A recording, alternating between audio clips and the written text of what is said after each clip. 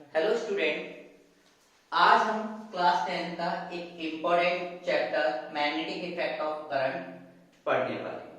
तो इस चैप्टर में हम क्या पढ़ेंगे वो हम देखते हैं और ये होता क्या है सबसे पहले वो समझते हैं। Magnetic effect of current, sir current के बारे में हम पढ़ चुके हैं।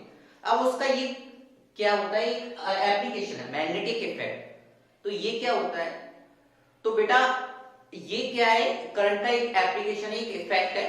तो जैसे इससे पहले हमने पढ़ा था हीटिंग इफेक्ट ऑफ करंट। तो जिस तरीके से करंट के किसी भी रेजिस्टेंस में जब करंट जाता है तो वो रेजिस्टेंस क्या हो जाता है, गर्म हो जाता है, तो उसको बोला जाता है हीटिंग इफेक्ट। सिमिलरली जब भी कोई करंट कैरिंग वायर होता है तो वो अपने आसपास में सर्टेन रीजन तक क्या रखता है, एक फील्ड रखता है जिसमें कोई दूसरा चार्ज एंटर होता है तो उस पर एक फोर्स लगता है और उस फोर्स की वजह से उसका मोशन में कुछ ना कुछ डिस्टरबेंस होता है, कुछ ना कुछ चेंज आता है। ठीक है, तो जो फील्ड होता है उसको बोला जाता है मैग्नेटिक फील्ड और जो फोर्स लगता है उसको बोला जाता है मैग्नेटिक फोर्स। तो ये इफेक्ट किसका है, ये करंट की वजह से इफेक्ट आया और इसको बोला जाता है मैग्नेटिक इफेक्ट। कि सर इसको पढ़ते क्यों है, इसका यूज क्या है, तो बेटा इसका डेली लाइफ में बहुत ज्यादा यूज है। जैसे हमारे इलेक्ट्रिक पंप होता है, ठीक है, तो इलेक्ट्रिक पंप क्या होता है, पानी को पंप करते हैं, एक फ्लोर से दूसरे फ्लोर के लिए हम पंप करते हैं। तो उसमें क्या होता है, जैसे जब हम करंट उसको इलेक्ट्रिक करंट को जब करंट की सप्लाई करते हैं तो इलेक्ट्रिक करंट के अंदर जो मोटर होती है उसमें मैग्नेट लगा होता है। तो जैसे उसमें क्या होता है, हमारे पास में करंट जाता है तो वो जो कॉइल होती है वहां पर करंट का फ्लो होता है, जिसकी वजह से वहां पे क्या होता है, एक मैग्नेटिक इफेक्ट बनता है और उसकी वजह से पानी में जो पंप का प्रेशर बनता है और पानी एक फ्लोर से दूसरे फ्लोर पे पहुंच जाता है। ठीक है, तो वो हमारे इसी तरीके से कई सारे इलेक्ट्रिकल अप्लायंसेस में इसका यूज होता है। तो सर इसमें हमें इस चैप्टर में पढ़ना क्या है, तो सबसे पहले इस चैप्टर में हम पढ़ेंगे मैग्नेटिक फील्ड। अब मैग्नेटिक फील्ड क्या होता है, देखो जब भी कोई करंट कैरिंग वायर होता है बेटा, क्या होता है करंट कैरिंग वायर, वो सर्टेन रीजन तक एक अपना इफेक्ट रखता है, सर्टेन रीजन तक क्या रखता है, अपना एक इफेक्ट रखता है। ठीक है, और उस रीजन में करंट कैरिंग वायर के उस रीजन में जब कोई दूसरा चार्ज एंटर करता है, दूसरा चार्ज मूविंग होना जरूरी है, जब कोई दूसरा चार्ज मूविंग चार्ज एंटर करता है तो उस पर एक फोर्स लगता है, उस फोर्स का नाम बोला जाता है मैग्नेटिक फोर्स। क्या बोला जाता है बेटा, मैग्नेटिक फोर्स। क्या बोला जाता है बेटा, मैग्नेटिक फोर्स। तो हमारे पास में मैग्नेटिक फोर्स लगता है जिसकी वजह से उसके मोशन में चेंज आता है। तो मैग्नेटिक फील्ड क्या होता है, कि सर मैग्नेटिक फील्ड को हम इस तरीके से डिफाइन कर सकते हैं, magnetic field is the space in which if a moving charge is entered it will experience a force that is known as magnetic force and the certain region and certain space is known as magnetic field of that current carrying wire। तो magnetic field का हमने समझा कि क्या होता है, उस current carrying wire का क्या होगा, वो सर्टेन रीजन जिसमें क्या है कोई दूसरा चार्ज एंटर करेगा उस पर फोर्स लगेगा तो वो सर्टेन रीजन उस वायर का, उस करंट कैरिंग वायर का क्या बोला जाएगा, मैग्नेटिक फील्ड। अब ये मैग्नेटिक फील्ड किस किस की वजह से हमें पढ़ना होता है, क्या होता है इसमें, तो इसमें हमें मेनली हमें पढ़ना होता है स्ट्रेट वायर की वजह से, सर्कुलर वायर की वजह से, सोलेनॉइड की वजह से। सोलेनॉइड भी एक हमारे पास में क्या है, एक इलेक्ट्रिक अप्लायंस है, उसके बारे में हम आगे पढ़ेंगे, डिटेल में पढ़ते हैं। तो सबसे पहले हम स्टार्ट करते हैं स्ट्रेट वायर से।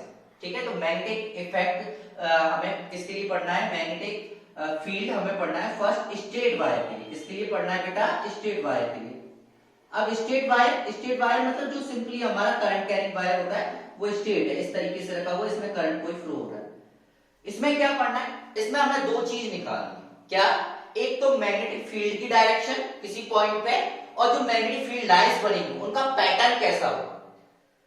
तो मैग्नेटिक फील्ड की डायरेक्शन और मैग्नेटिक फील्ड लाइंस को बताने के लिए हमारे पास में एक रूल है, राइट हैंड थंब रूल। इसके हेल्प से हम निकालते हैं राइट हैंड थंब रूल। कौन सा बेटा, राइट हैंड थंब रूल। अब ये राइट हैंड थंब रूल क्या होता है बेटा, तो इसको हम थोड़ा सा पढ़ते हैं, इसको लिखते हैं। तो इसका हमारे पास में किस तरीके से लिखा जाता है, if we stretch the fingers of right hand towards the point where we have to calculate the magnetic field and curl the fingers and put the thumb of right hand into the direction of current, then curl the finger of right hand, it will gives you the direction of magnetic field lines। मतलब simply ये है कि जिस point पे, जैसे suppose करो यहाँ पे हमें कोई पॉइंट पी दिया, यहाँ पे निकालना है, तो अपने राइट हैंड को लो, अपने राइट हैंड की फिंगर्स को स्ट्रेच करो उस पॉइंट की तरफ, और जो थंब है उसको करंट की डायरेक्शन में रखना है। तो जो हमें फिंगर्स को कर्ल करो, अब कर्ल करते हैं तो जिस डायरेक्शन में फिंगर्स कर्ल होती हैं उस डायरेक्शन में मैग्नेटिक फील्ड लाइंस, तो यहाँ पे किस तरीके से, इस तरीके से कर्ल हो रही है। तो मैग्नेटिक फील्ड लाइंस कैसे बनेगी, सर्कुलर। किस तरीके से बनती है मैग्नेटिक फील्ड लाइंस, सर्कुलर। तो करंट कैरिंग स्ट्रेट वायर की वजह से मैग्नेटिक फील्ड लाइंस कैसे बनती है, सर्कुलर। ठीक है, और ये जो सर्कुलर मैग्नेटिक फील्ड लाइंस बनती है ये कोसेंट्रिक होती है, मतलब इनका सेंटर इसी मैग्नेटिक जो करंट कैरिंग वायर है इसी पर आता है, कोसेंट्रिक होती है। मैग्नेटिक फील्ड लाइंस जो होती हैं वो कैसी होती है बेटा, कोसेंट्रिक मैग्नेटिक फील्ड लाइंस होती है। अब और क्या होता है, अगर हम यहां से इससे डिस्टेंस को इंक्रीज करते हैं, डिस्टेंस को इंक्रीज करते हैं, तो जो number of magnetic field lines है वो क्या होती जाती है, कम होती जाती है, डिक्रीज होती जाती है। जैसे जैसे हम डिस्टेंस को, जो पॉइंट है उसकी जो करंट कैरिंग वायर से डिस्टेंस को इंक्रीज करते हैं, तो जो मैग्नेटिक फील्ड की वैल्यू है बेटा वो क्या होती जाती है, डिक्रीज होती जाती है। जब हम आगे की क्लासेस में, क्लास 12 में पढ़ते हैं, तो वहां पे आता है ये कि जो बी मैग्नेटिक फील्ड को रिप्रेजेंट किया जाता है बी से, बी इज इनवर्सली प्रोपोर्शनल होता है डिस्टेंस की। जैसे जैसे हम डिस्टेंस को इंक्रीज करेंगे मैग्नेटिक फील्ड क्या होगा, कम होगा। तो इसका मतलब जैसे जैसे हम इस वायर से दूर जाते जाते हैं मैग्नेटिक फील्ड की वैल्यू कम होती जाती है। तो ये जो सर्कल है वो क्या हो जाते हैं, उनकी डेंसिटी कम होती जाती है। और जैसे जैसे हम डी को क्या करेंगे, डी को कम करते हैं, डिक्रीज करते हैं, ठीक है, तो मैग्नेटिक फील्ड इंक्रीज हो जाता है। मतलब जो सर्कल है वो पास पास में आ जाता है। कैसे आ जाते हैं, पास पास में। मैग्नेटिक फील्ड की वैल्यू बहुत ज्यादा हो जाती है। तो करंट कैरिंग स्ट्रेट वायर की वजह से हमारे पास में मैग्नेटिक फील्ड लाइंस कैसी बनती है, सर्कुलर बनती है। जैसे ही हम मैग्नेटिक फील्ड लाइन से दूर जाएंगे, ये जो सर्कल है उनकी डेंसिटी कम होने लग जाती है, और जैसे ही हम पास आते हैं वो सर्कल की डेंसिटी बढ़ने लग जाती है। ठीक है बेटा।